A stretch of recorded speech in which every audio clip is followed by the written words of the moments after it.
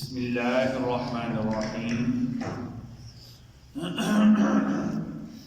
اسلامی تاریخ میں سے حضرت عیسیٰ علیہ السلام کا آسمان سے اترنا، اسے ہماری کیا قرآن اور حدیث کی اصطلاح میں نزول عیسیٰ کہا جاتا ہے۔ یہ ہم مسلمانوں کا عقیدہ ہے کہ قیامت سے پہلے سیدنا عیسیٰ علیہ السلام، کیونکہ اللہ تعالیٰ نے آپ کو زندہ آسمانوں پر اٹھا دیا تھا، آپ قیامت سے پہلے اللہ کے حکم سے زمین پر اتریں گے۔ اس کو عقیدہ نزول عیسیٰ کہتے ہیں۔ حضرت عیسیٰ علیہ السلام آسمان پر زندہ ہیں۔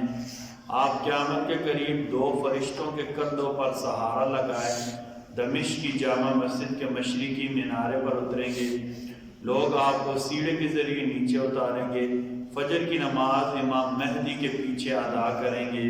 صلیب کو توڑ کر شرک کی جڑ ختم کر کے عیسائیوں کے اس باطل عقیدے کی تردید کریں گے۔ یعنی یہ صلیب ایسے جو کراس کا نشان ہوتا ہے نا، عیسائیوں کے گھروں پر آپ نے دیکھا، عیسائیوں کا ایک عقیدہ ہے کہ عیسیٰ علیہ السلام کو پھانسی ہو گئی تھی، ہم سب کو گناہ لے کر وہ پھانسی پر چڑھ گئے تھے، ٹھیک ہے۔ عیسائیوں کے باطل عقیدے کی تردید کریں گے کہ عیسیٰ علیہ السلام سولی پر چڑھ کر پوری قوم کے گناہوں کا کفارہ بن گئے تھے۔ اس کے بعد خنزیر کو قتل کریں گے۔ مسلمانوں کا لشکر لے کر دجال کو قتل کرنے کے لیے نکلیں گے۔ اس کو بیت المقدس کا محاصرہ کیے وہ ہوگا۔ حضرت عیسیٰ علیہ السلام کو دیکھ کر ہی جان بچا کر بھاگے گا، مگر آپ اس کو بیت المقدس کے قریب باب لد پر قتل کر کے پوری دنیا میں عدل و انصاف قائم کریں گے۔ لد ابھی بھی اسرائیل میں ایک جگہ کا نام ہے، ٹھیک ہے۔ اب یوٹیوب پر اس کی ویڈیوز وغیرہ سرچ کر کے دیکھ لیں، ٹھیک ہے۔ آپ پوری دنیا میں عدل و انصاف کا نظام قائم کریں گے، جس کی وجہ سے مال و دولت کی کثرت ہو جائے گی۔ ظلم و ستم کا خاتمہ ہوگا کہ بھیڑیا اور بکری ایک گھاٹ پر پانی پئیں گے۔ آپ شریعت محمدیہ صلی اللہ علیہ وسلم کے مطابق زندگی گزاریں گے۔ شادی کے بعد آپ کی اولاد بھی ہوگی، 40 سال دنیا میں رہیں گے۔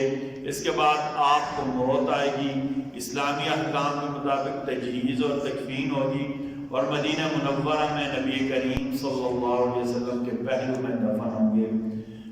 لکھا ہوا کہ نبی کریم صلی اللہ علیہ وسلم کے روضہ مبارک میں آپ صلی اللہ علیہ وسلم کی قبر مبارک ہے۔ آپ کے ساتھ سیدنا صدیق اکبر کی دائیں طرف، بائیں طرف سیدنا عمر فاروق کی، اور ساتھ ایک قبر کی جگہ خالی ہے، وہاں سیدنا عیسیٰ علیہ السلام کی قبر ہوگی۔ ایک بات یاد رکھیں، عیسیٰ علیہ، یہ لکھا ہوا نا نصارہ پڑھا کہ عیسیٰ علیہ السلام ظلم کا نظام ختم کریں گے، عدل و انصاف قائم کریں گے۔ کس کے ذریعے ہوگا؟ جہاد کے ذریعے ہوگا۔ قتال کریں گے، جو خلاف جہاد کریں گے۔ جہاد ہی میں اللہ نے دنیا کا امن قائم رکھا ہے، جہاد ہی کے ذریعے دنیا میں امن قائم ہوگا۔ اللہ نے قرآن میں کہا وَقَاتِلُوا حَتَّى لَا تَكُونَ فِتْنَةٌ، قتال کرو یعنی مسلح جدوجہد کرو یہاں تک کہ سارا فتنہ ختم ہو جائے۔ یہ دنیا میں جتنی سازشیں ہو رہی ہیں نا، کبھی طالبان ٹھیک نہیں ہے، کبھی مدرسے بند کرو، کبھی کسی کی داڑھی اچھی نہیں لگتی، کبھی حفظ کرنا اچھا نہیں لگتا، یہ سارا کا سارا اس لیے ہو رہا ہے کہ جب دجال آئے گا ہم دجال کا ساتھ دیں گے۔ عیسیٰ علیہ السلام سے پہلے جہاد کا نام و نشان ختم کرنا چاہتے ہیں، اور ایسا ہو نہیں سکتا، کیونکہ میرے نبی صلی اللہ علیہ وسلم فرمایا الجہاد ماض الی یوم القیامہ، جہاد قیامت تک جاری رہے گا، جہاد قیامت تک جاری رہے گا۔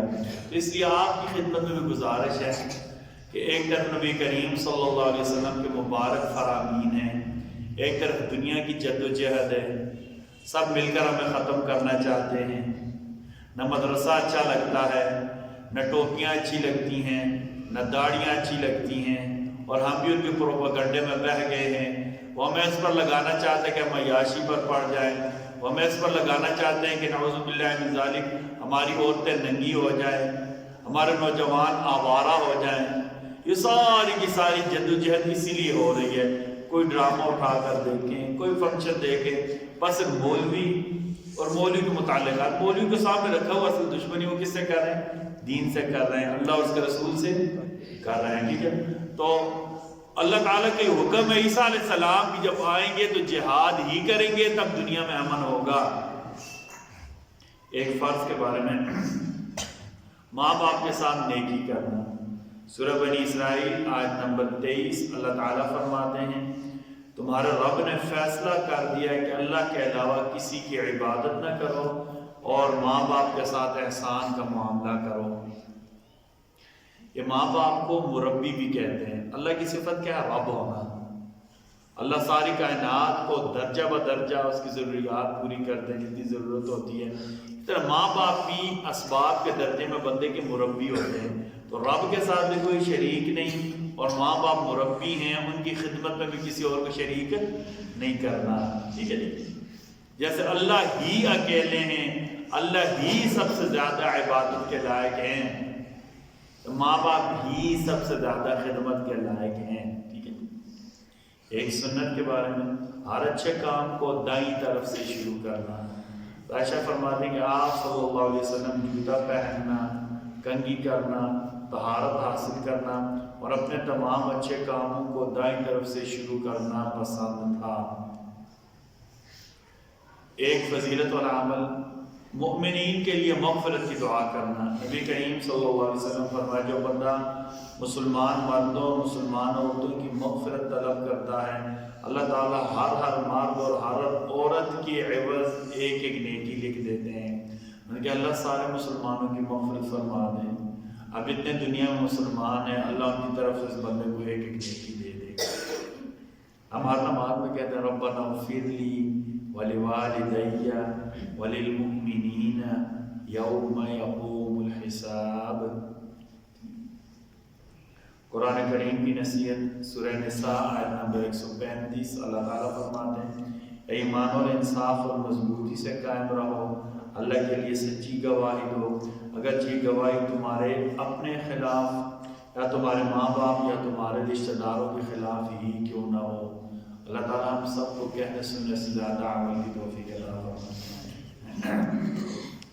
یہ کل ہم نے کیا کہتے ہیں عصر کی نماز میں بھی عشاء کی نماز میں بات کی تھی. کل میں سفر کر کے آ رہا تھا، راستے میں علی روڈ کے پاس نا ہمارے سامنے ایک بچے کا ایکسیڈنٹ ہوا. نوجوان بچہ تھا 18-19 سال کا. اس وقت بھی بہت زیادہ دکھی ہوئے تھے ہم، بڑا دکھ ہوا تھا. نوجوان بچہ، ابھی اس کے بارے میں پتہ چلا کہ 2 بہنوں کا اکلوتا بھائی تھا، 18-19 سال عمر تھی اور انتہائی کیا کہتے ہیں غریب خاندان کا بچہ تھا. اس کے والدین ساتھ ہی تھے، وہ کوئی شادی پر جا رہے تھے.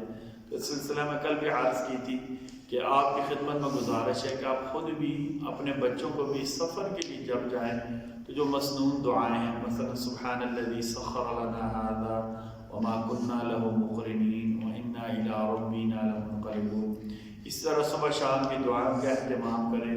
اور کچھ نہ ہو تو آیت الکرسی اور آخری 3 صورتیں 3 مرتبہ صبح شام کا اہتمام کرنا شروع کر دیں. آخری تینوں کل جنہیں ہم کہتے ہیں نا، قل هو اللہ احد، قل اعوذ برب الفلق، قل اعوذ برب الناس، 3 مرتبہ صبح 3 مرتبہ شام کو.